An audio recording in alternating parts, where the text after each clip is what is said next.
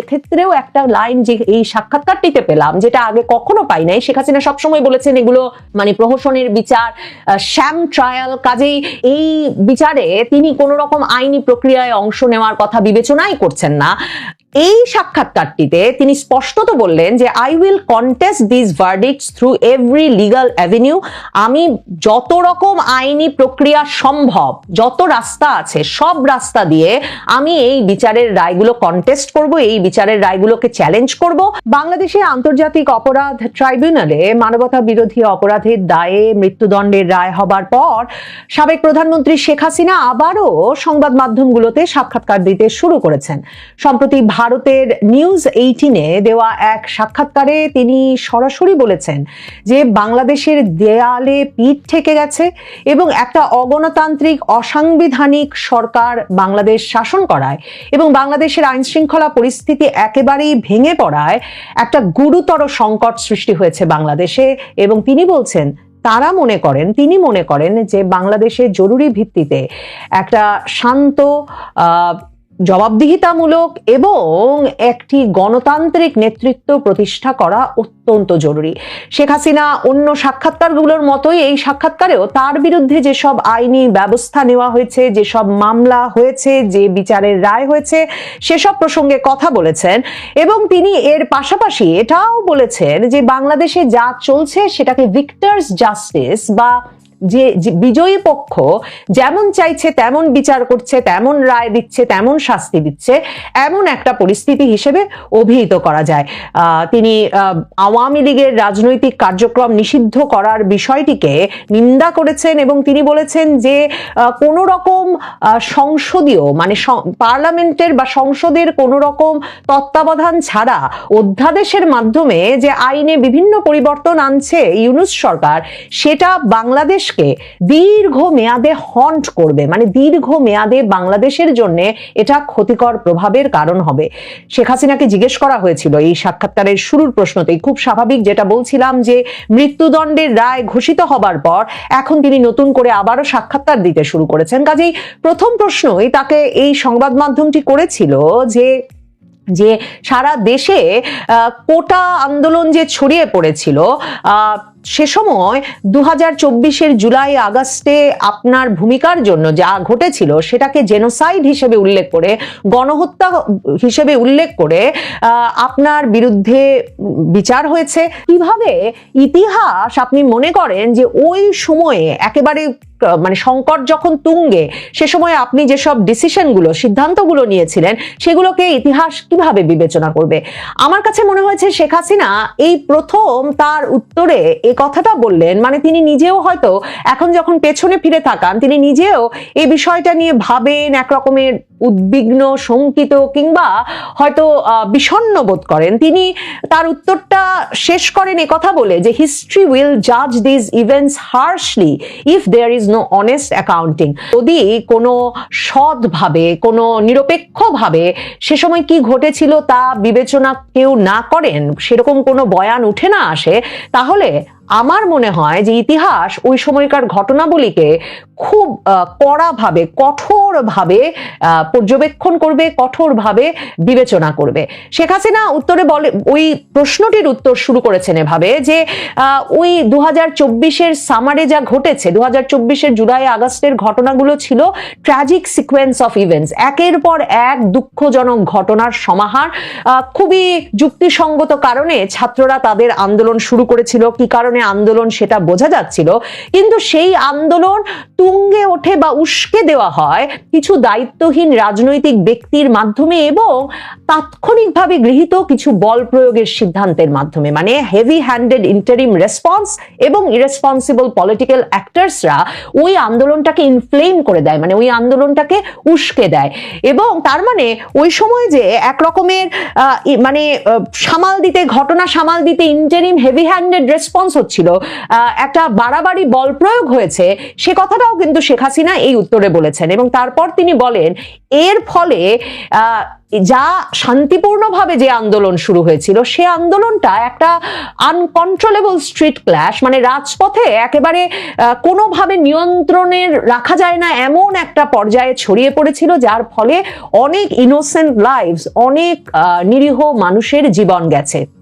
শেখ হাসিনাকে প্রশ্ন করা হয়েছিল যে আপনার বিরুদ্ধে বিচারের রায় হয়েছে, 1400 জন বাংলাদেশে নিহত হয়েছে সেজন্য, সে কারণে, এবং আপনি এই ট্রাইব্যুনালকে রিগড, মানে প্রহসনের এবং পলিটিক্যালি মোটিভেটেড, মানে রাজনৈতিক উদ্দেশ্য প্রণোদিত বলছেন। কি কারণে আপনি এটা বলছেন সেটা কি, এবং ধরনের প্রমাণাদি ওভারলুক করা হয়েছে, কি ধরনের প্রমাণাদিকে বিবেচনায় নেওয়া হয়নি বলে আপনি মনে করছেন? তখন শেখ হাসিনা বলেছেন, এই কথা আমি বারবারই বলেছি, যে আমি যা বলেছি সে কথা বিশ্বের আন্তর্জাতিক মানবাধিকার সংস্থাগুলো এবং বিশ্বের গুরুত্বপূর্ণ শীর্ষস্থানীয় আইনজীবীরাও বলছেন যে আইসিটি আন্তর্জাতিক অপরাধ ট্রাইব্যুনালটা কখনোই বিচারের জন্য ছিল না, এটা ছিল একটা রাজনৈতিক প্রতিশোধ নেওয়ার জন্য। এবং আমার রাজনৈতিক বিরোধীরা ওই আদালতটি পরিচালনা করছেন, নিয়ন্ত্রণ করছেন, এবং তারা যে কোনো উপায়ে সেখানে আওয়ামী লীগকে উৎসারটনা করতে চাইছেন এবং আওয়ামী লীগকে ধ্বংস করে দিতে চাইছেন। কিন্তু শেখ হাসিনা এই সাক্ষাৎকারে একটা নতুন যে কথা বলেছেন সেটা বলছেন তিনি এই অভিযোগটা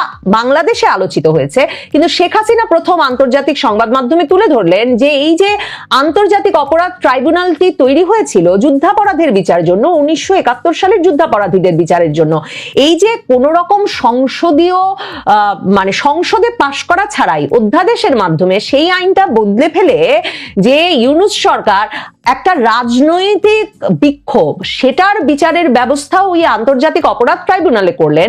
শেখ হাসিনা বলছেন যে যখন বাংলাদেশে আবার সাংবিধানিক সরকার প্রতিষ্ঠিত হবে তখন যদি পরবর্তী সংসদ এই অধ্যাদেশটি অবৈধ হিসেবে ঘোষণা করে, অসাংবিধানিক হিসেবে ঘোষণা করে, যার মাধ্যমে আন্তর্জাতিক অপরাধ ট্রাইব্যুনালে আইনটি বদলে ফেলা হয়েছে, তাহলে কি হবে? এবং যাদের বিরুদ্ধে মৃত্যুদণ্ড দেওয়া হচ্ছে, কারো যদি বিচার করা হয়, কার্যকর করা হয়, দণ্ডাদেশ যে দেওয়া হচ্ছে, এগুলোর কি উপায় হবে যখন এই আদালতটি অসাংবিধানিক হয়ে যাবে, একটা সাংবিধানিক সরকার প্রতিষ্ঠিত হলে?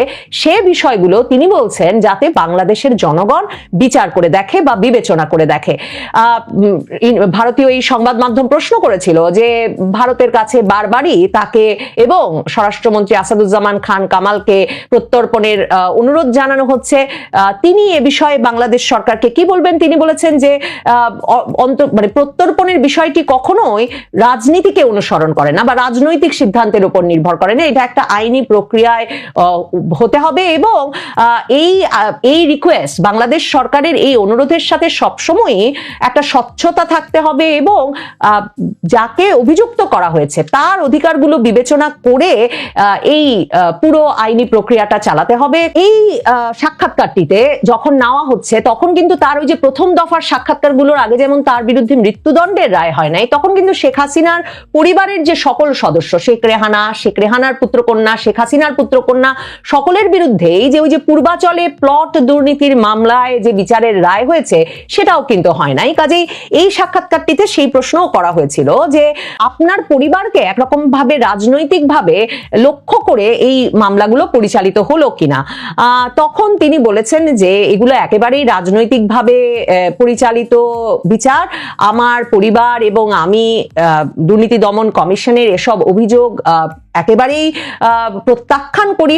তিনি বলেছেন যে দুর্নীতির কোনো পারসুয়েসিভ এভিডেন্স, মানে কোন রকম কোনো বিশ্বাসযোগ্য প্রমাণাদি পর্যন্ত এই বিচার কাজের সময় তারা দাখিল করতে পারে নাই, কারণ কোনো দুর্নীতির অভিযোগ দাখিল করবার মতো কোনো প্রমাণাদি তাদের হাতেই নাই।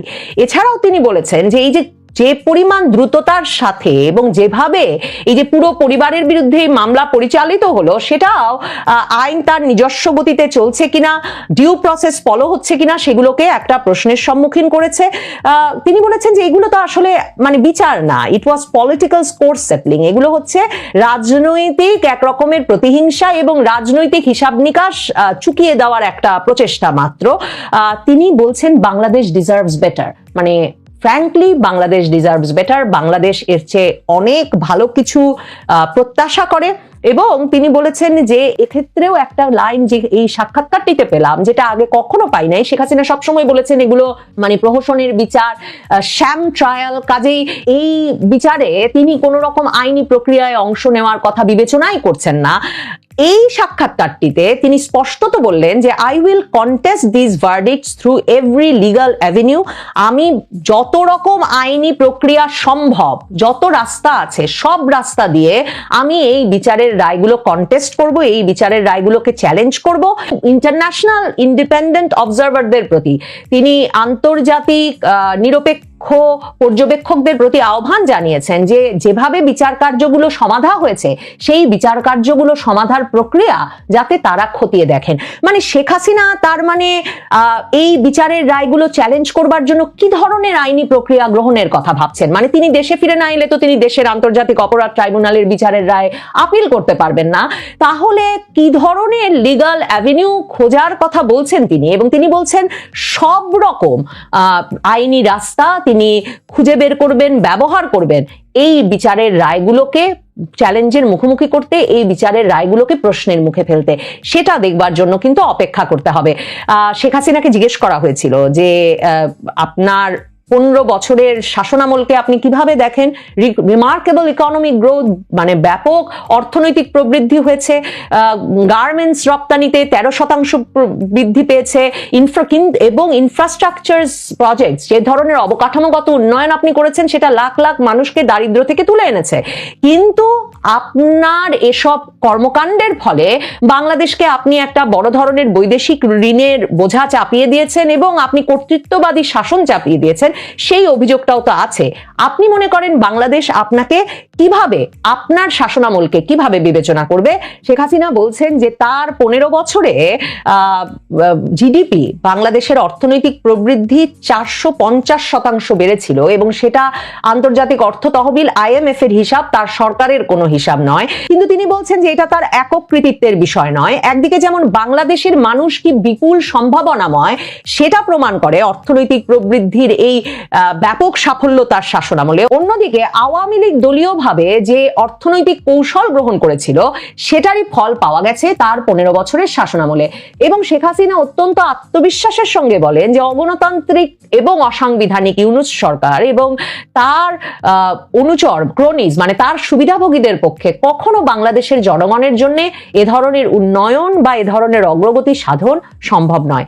শেখ হাসিনা তার এই সাক্ষাৎকারে বারবারই বলেছেন যে একটা গ্রহণযোগ্য অন্তর্ভুক্তিমূলক নির্বাচনের মাধ্যমে যে সরকার নির্বাচিত হবে, মানে যে সরকারকে বাংলাদেশের সকল জনগণই গ্রহণযোগ্য সরকার বলে মনে করবে, তেমন একটি সরকার না আসা পর্যন্ত বাংলাদেশে এই অস্থিরতা কমবে না। এবং তিনি বলছেন যে সকল দলের অংশগ্রহণের নির্বাচন অনুষ্ঠান করা না গেলে কোনোভাবেই নির্বাচন, পলিটিক্যাল প্রসেস, রাজনৈতিক প্রক্রিয়া এবং পরবর্তীতে নির্বাচিত সরকারকে বাংলাদেশের জনগণ সিরিয়াসলি নেবে না, গুরুত্বের সঙ্গে নেবে না।